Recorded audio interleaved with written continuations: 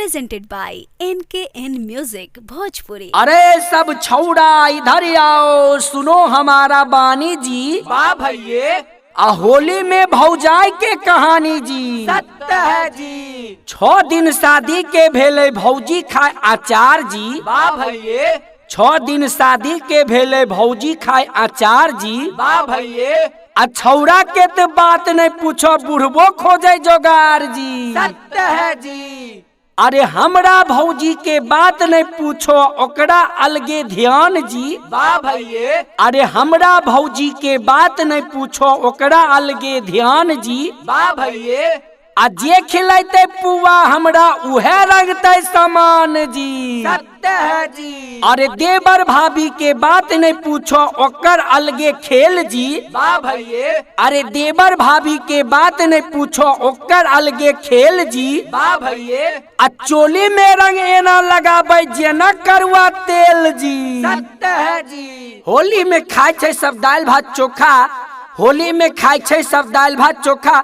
छौड़ा के दे दिल के छौड़ी धोखा, फिर चित पट रे सारा रा सारा रा सारा रा सारा रा सारा रा रा रा रा रा रा रा रा रा रा रा रा चुगीरा सारा रा। वाह भाई वाह, वाह खिलाड़ी वाह। अरे एक खेत में धान रोपाई, एक खेत में गेहूं, एक खेत में धान रोपाई, एक खेत में गेहूं। काहे भौजी डाल दहो रंग हमरा एहू, फिर चित पट रे सारा रा सारा रा सारा रा सारा रा सारा रा रा रा रा रा रा रा रा रा रा रा रा चुगीरा सारा रा। वाह भाई वाह, वाह खिलाड़ी वाह। अरे भौजी के बहिन छै तीनों छीना, भौजी के बहिन छै तीनों छीना।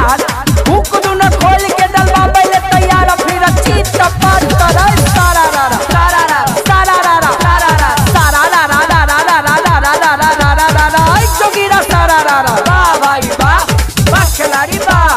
मंझली साली हमर बड़ छै खेलाए, मंझली साली हमर बड़ छै खेलाए।